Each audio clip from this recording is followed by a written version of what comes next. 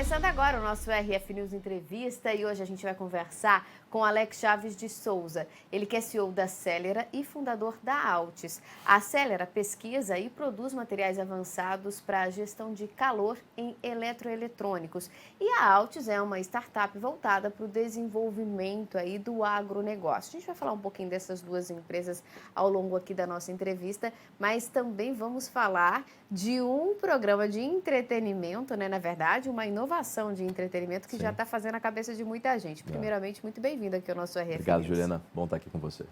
Para a gente começar, vamos entender um pouquinho aí das empresas, da Celera e da Altis. Pois não.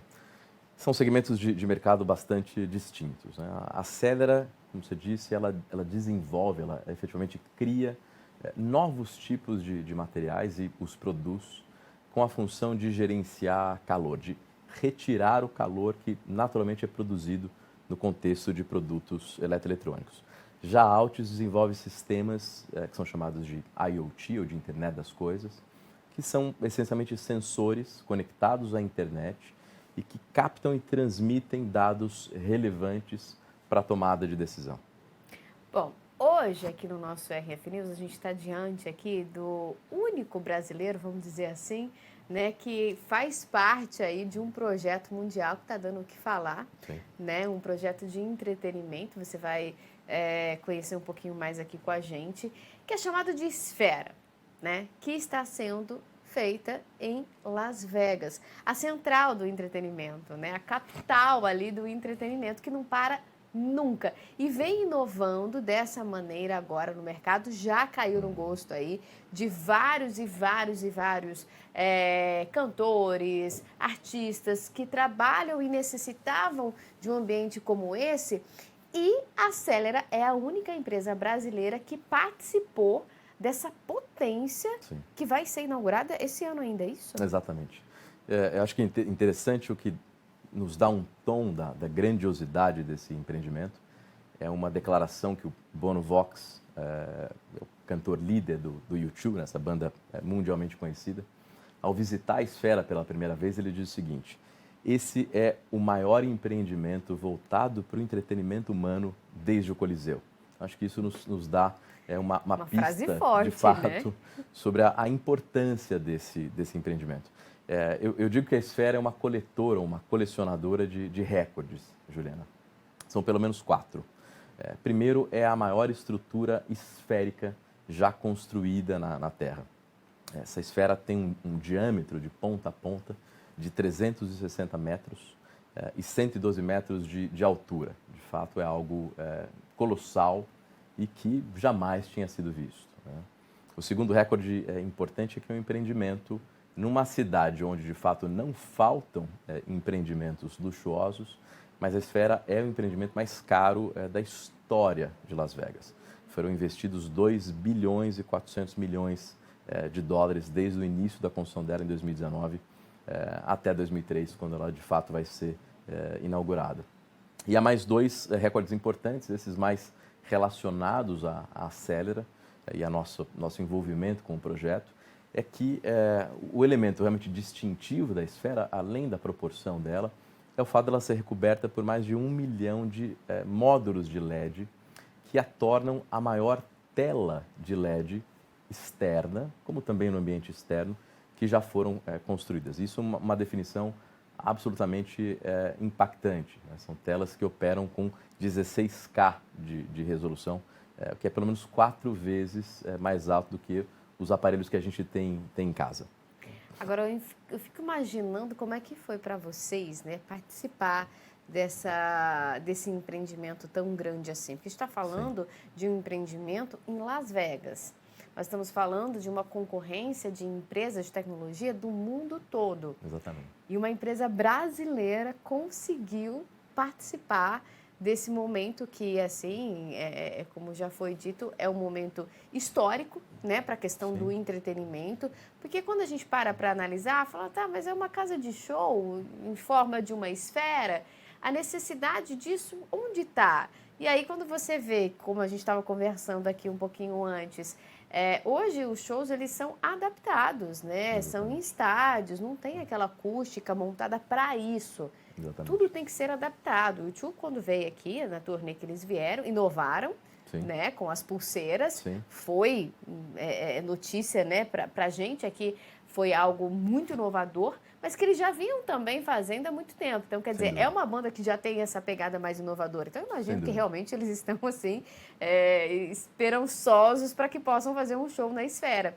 Mas para vocês, a empresa, como é que foi, assim, vocês participaram? Houve Uhum, uma concorrência com outras empresas? Como é que uhum, vocês conseguiram chegar? Porque é uma audácia e uma uhum, conquista muito grande, né? sem dúvida. O nosso envolvimento nesse projeto cristaliza uma frase que eu digo há alguns anos, que é a seguinte: dá para fazer certo no Brasil. Né? De alguma maneira, alguns chamam de complexo de vira-latas, né? Nos acompanha, que a gente imagina tá de alguma forma alijados ou alienados de projetos, sobretudo de base tecnológica, da envergadura como da Esfera. Nesse caso, a Cedra, de fato, pôde demonstrar que empresas brasileiras, mesmo de pequeno porte, têm tecnologia e capacidade técnica de participar dos maiores projetos que existem hoje no mundo. Né? De fato, houve uma concorrência global, durou algo em torno de 6 meses e, ao final desse processo, a Cedra foi selecionada. Eu entendo que aquilo que nos diferenciou, Juliana, nesse caso, foi uma perspectiva mais abrangente e acurada das reais necessidades do cliente, né? Daquilo que de fato era o valor que o cliente estava buscando. Ao passo que os nossos concorrentes se concentraram em desenvolver exclusivamente o melhor componente, nós entendemos que isso seria o ponto de partida, extremamente importante, mas que não pararia por aí. Então, a Cedra olhou para toda a cadeia de valor desse cliente, entendendo que só fornecer uma peça adequada, com a performance que eles esperavam e num preço competitivo, não seria suficiente. Então, isso nos levou a, de fato, mergulhar e entender as necessidades, por exemplo, logísticas do cliente. Um projeto desse tamanho requer que o fornecedor esteja próximo do seu cliente. Isso nos levou a montar uma unidade nos Estados Unidos, mais especificamente na Flórida, para estar perto do cliente e servir como uma espécie de entreposto do que era produzido no Brasil e armazenado ali. Né? Nós também entendemos que o processo de montagem, né, de junção dos nossos componentes com esses módulos de LED seria algo também desafiador para o cliente. Então, nós nos dispusemos a desenvolver equipamentos que fossem capazes de automaticamente implementar ou montar os componentes produzidos pela Cedra ao produto final do cliente. Essas máquinas foram desenvolvidas no Brasil, mandadas para o fabricante no Canadá.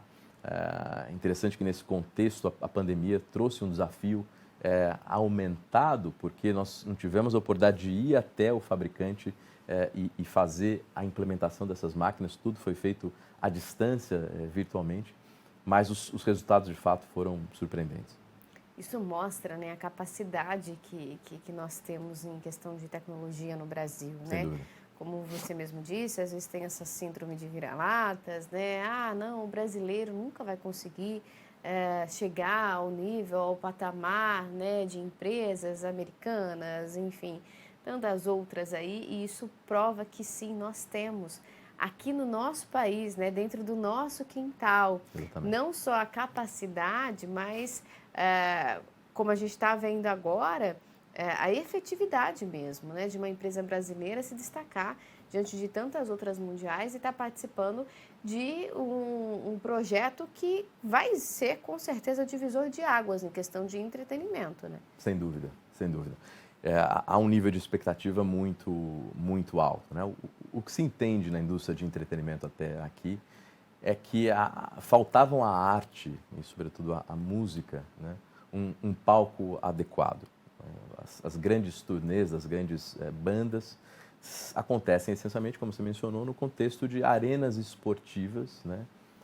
E faltam a elas a acústica, o conforto necessário para proporcionar uma experiência diferente. É por isso que a Esfera está sendo chamada de a casa de shows do futuro. Ela tende, de fato, a estabelecer um novo paradigma, e não só em termos de visuais, né, mas também em termos de sistemas de som. São 160 mil alto-falantes que vão dar para as pessoas que estiverem ali uma experiência de fato imersiva, né? O que se entende é que cada pessoa que estiver dentro da esfera vai estar de alguma forma encapsulado, envelopado por imagens quase que em primeira pessoa e por um sistema de som absolutamente revolucionário. Agora, para você, empreendedor, né, e para a empresa também, foi sem dúvida nenhuma um divisor de águas também, né? Algo que marcou a existência da empresa e acho que o seu conceito como empreendedor também, né? Sem dúvida. De alguma forma, alguém em algum momento me perguntou se a gente ficou surpreso, né? E sem falsa modéstia eu disse que não, porque esse projeto validou algumas coisas que a gente já fazia, nas quais a gente acreditava desde a concepção da Cedra, desde o início da empresa. Por exemplo, a ideia de que é possível fazer tecnologia e ciência em alto nível no Brasil, de que há recursos tecnológicos e de fomento para a inovação disponíveis a pequenas e médias empresas nacionais.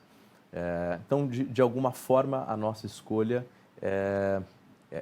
validou, homologou, confirmou o fato da gente estar no caminho certo. Mas, sem dúvida, ela também abriu oportunidades, né, que eu imagino não surgiriam se nós não tivéssemos sido envolvidos em algo assim.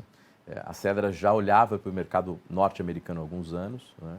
Nós já exportávamos para os Estados Unidos há algum tempo, mas esse projeto, por exemplo, alavancou a instalação de uma unidade lá. Hoje a gente tem uma empresa que atua no mercado norte-americano, tem clientes do Canadá para baixo. Então, alguns dos nossos projetos, sem dúvida, foram catalisados, foram acelerados pela Esfera. A gente fica aqui na expectativa, né, da inauguração da Esfera e de um show do U2 que se eles fizeram o que fizeram no estádio de futebol, você imagina o que é que eles não vão fazer na Esfera, né? Sem dúvida nenhuma. Acho que essa deve ser também a expectativa de vocês, a inauguração, para ver de fato ali concretizado o trabalho, o sonho, todo o esforço de uma empresa que vem crescendo cada vez mais e mostrando que sim, nós podemos fazer tecnologia, enfim, tudo, não há limites quando se há, de fato, ali uma vontade de fazer e competir com o mundo todo, como eles competiram e conseguiram aí fazer parte desse projeto que já é sucesso mesmo antes de ser lançado.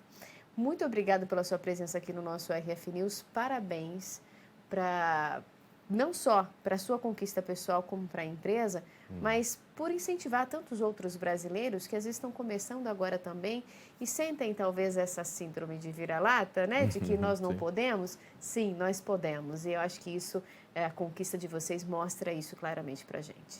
Obrigado, Juliana. É um prazer estar aqui com você. Um abraço aos seus ouvintes. Tá certo. Muito obrigada.